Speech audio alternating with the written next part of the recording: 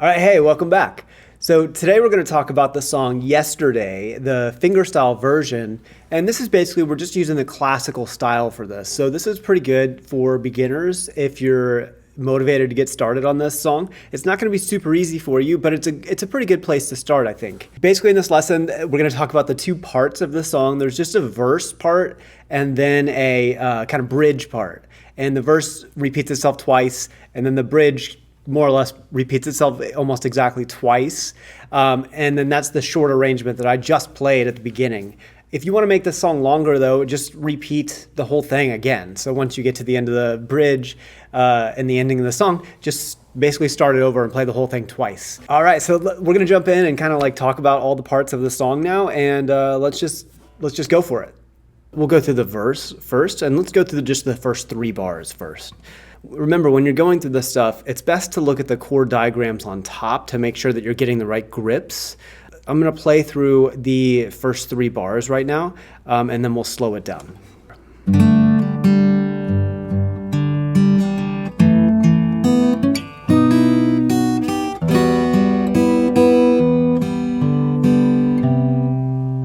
Okay, that's the first 3 bars. Now, if you were just to do the chords, it would sound like this.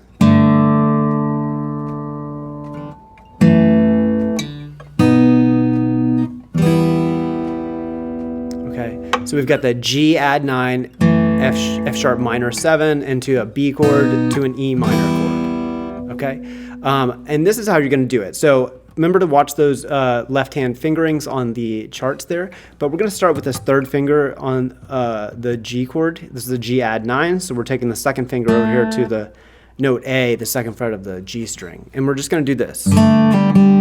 So those first 2 notes are going to be a pull-off. Okay, so that 2 0 0, and then you're going to strum that with, okay. Measure 2, you're going to go to an F sharp minor 7 chord, and you're just going to pluck the low E string and the 2 middle strings, the D and the G, okay, and you're going to do thumb over neck on that part. So go F sharp minor, and then go open to B string, okay, 2nd fret on the B string, to this kind of B chord.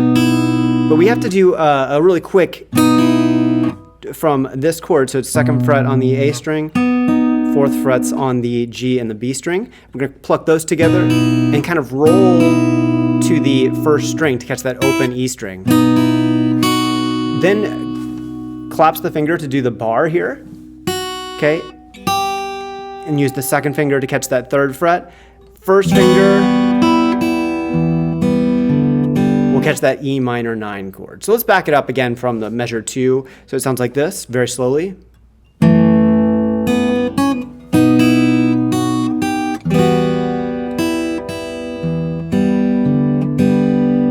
Okay, let's move on to measure 4. That resolves to a C chord.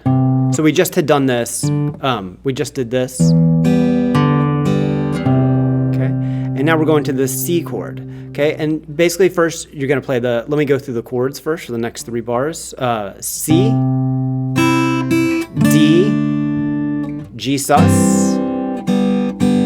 Okay, walk it down, D F sharp to E minor, to an A minor. Okay, that's how it all resolves. Let's go through measures 4 through 7 now. So we have a C chord. Okay, we're going, just basically arpeggiating it, going on this C chord, going up and trying to get this high E string for the melody. Now it looks as though I'm here to stay. Okay, slowly. Okay, switch to this D7 chord.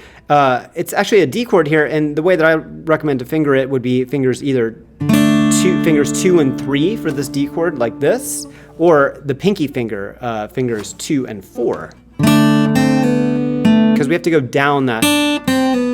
So if you formed it like a normal D, then your fingers aren't ready to go down that way. So it needs to be either a 2nd and 3rd finger or 2nd and 4th finger. Now from here, we're going to a G sus chord.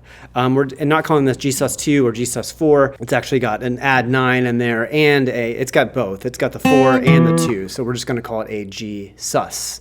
And the way I like to play that is actually using hammer-ons. But the way it's written is just to kind of go straight. Okay, so backing up. Okay.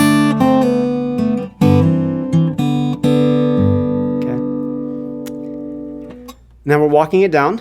So D over F sharp, walking down to an E minor. That's really, really common. Okay, and then we're going to roll to the B string, to an A minor. Okay, then to a C chord, to a G.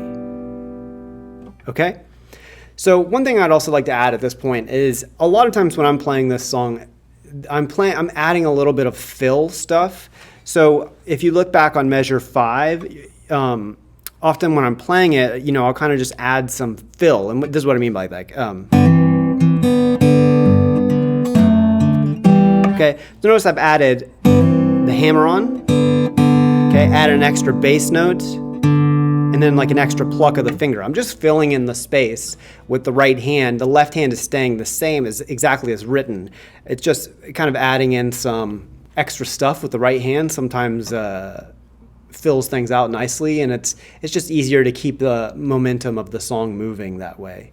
But when you're first starting, try to keep it simple and kind of how it's written on the page at first until you're ready to kind of start adding some of those extra stuff. If you find yourself adding that naturally, then just go for it. I think that sounds best. Okay. So after that, we just made it through measure 7. It repeats everything exactly. So that's the verse. So we just actually went through the first 7 measures, but that repeats all the way up to measure 14. And then in measure 15, we start the bridge. So what I'm going to do now is actually just play the verse part one time through, not the repeat, but just basically from measure 8 to measure 14, very, very slowly. Hopefully you can try to follow along. Okay, here we go.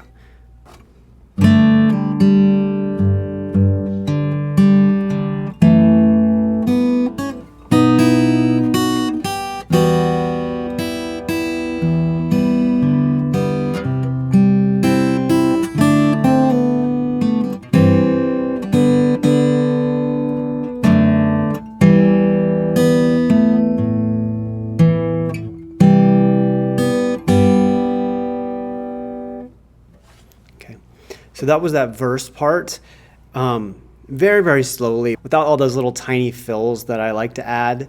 So let's move on to the bridge part. So that starts with measure 15, and the bridge part is actually kind of short, and it kind of repeats itself twice in a row too. So that's why this song is pretty great, because it's pretty short. Okay, so let's go through the bridge. I'll go through the chords first by itself without the fills, and then we'll kind of talk about how to do it. Okay, so first we're starting with the B7 sus4 chord, which is just these. So it goes 2 beats each. 1, 2, to a B7. Okay, then we have 3 chords to the next one. E minor, D, C add 9, back to D, D over F sharp, okay, and then G. And then that part repeats again. So one more time, it's B7 sus4. Okay, then to a B7 chord. Basically, just arpeggiating that. And then we go, measure 16 goes D, C add 9, D, D over F sharp, to G. And that's kind of almost the whole bridge. Now let's go through it slowly. So it starts with, when we have this B7 sus4 chord in measure 15, we pluck the chord like this. 1 and 2 and 3 and 4 and. So we're just plucking the chord first, all 4 fingers, thumb and 3 fingers on the inside 4 strings, and then arpeggiating it up. 1 and 2 and, switch to this B7 chord and do the same thing. 3 and 4 and. Okay, so again, that's kind of just like those fills that I like to add, okay? The next measure, measure 16, is got this cool walk-up phrase. We're going E minor.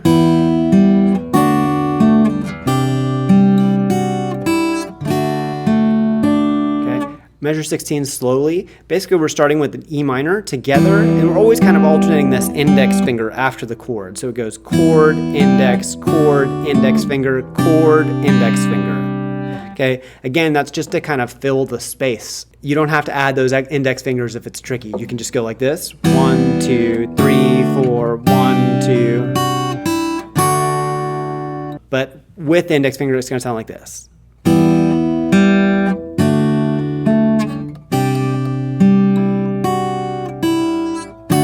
Okay, now when you get to that C add 9 chord, okay, you want to bring this first finger back over here to catch the second fret of the first string to play that 2-0, the final 2-0, and measure 16. Measure 17, resolve to a regular D. And then we start arpeggiating up to an open E string. So kind of arpeggiating up to a D sus2 chord. Okay, then we're going to play a D over F sharp, which you're just going to grab your thumb, grab this second fret here. Okay, and play it like that. Pinch together, index, third finger on the first string, back to the first finger on the third string. Again, that's just space filler. Okay, then we're going to go to a G chord. Okay, that's where it resolves. And we're filling space with, okay, arpeggio up. Don't worry too much about which notes are in those arpeggio. It's just, again, a space filler. It's cool to like kind of just fill space so that you don't have a bunch of just empty space all the time. That brings us to measure 19, which basically kind of repeats what we just did exactly, except in measure 22, we have a different kind of ending, and that's how we've ended the song here. So this is a very short arrangement, just 23 measures long. If you wanted to make it longer, just repeat the verse again, and then the bridge again as well. That's how the real song goes, okay? So let's go to measure 19. Let's play through it slowly because we really just went over that part. B sus4, arpeggiate up, B7. Okay. Now one thing I'd like to add also too is a lot of people will play that actually as an F sharp minor sus4 chord. Basically it's the same as this B sus4, but we're going thumb over the neck here. Okay. So if you think that sounds better, which, you know, it might sound better, it's up to you. You can add that at that point too. So since the verse, or since the bridge repeats itself twice, you can add that variation the second time if you want. That's not how it's written, but it's just kind of an extra thing for you guys. So that would sound like this. Okay, measure 20 is the same, but let's play it the way it's written here. So there we go, measure 19, arpeggiated up, B7, arpeggio up. Then we have this. That's exactly the same as we just played before. Measure 21. Okay, starts the same. So we go D, arpeggiate up to the open E string. This time we're lifting our second finger off so we can catch this high E string open. Then we go like this, D over F sharp. Okay, so this time instead of going the D over F sharp where we have the open E string, we're going an actual D over F sharp where we have this F sharp on the top, second fret of the high E string. So we have this D over F sharp, sounds like this. Okay, then what I recommend to do is thumb over the neck for this G chord.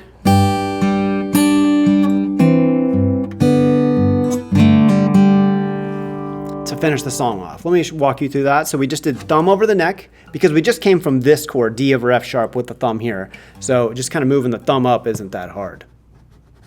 So then we have this last phrase. It's kind of like the ending of the song. So you can slow it down a little bit here just to kind of let the audience know that you're finishing. If you're repeating it, don't do the slowdown, okay? But for this part, it sounds like this.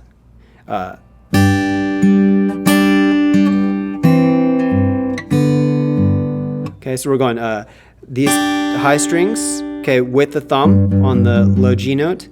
Okay, then again, kind of just alternating index finger type movement that we've done before. Okay, then the second time we're hitting the B string and the G string. Okay, again, alternating the G string. Then we go to this kind of G sus form again. Hit the low G string, and then open G again to the low G string. A little faster with that part sounds like this. Okay, and then finally, just do this. And then hold. you're just going to hold your thumb here as it was there before, okay? Just hold it there and then let it ring out, and that's the end of the song. Wait for the applause from your friends and your family. Okay, so that's all the parts of the song. This is, like I said, it's a beginner type arrangement. If it's the first one that you're learning, it's going to be difficult because all this style is always difficult for beginners when you're starting. So, take your time on it if it's the first one. And be kind to yourself if you're learning it for the first time. It's not easy. It's going to be hard if it's the first time you've learned it. So that's it, okay? So thanks for watching. Again, be kind to yourself, and I'll see you guys on the next one.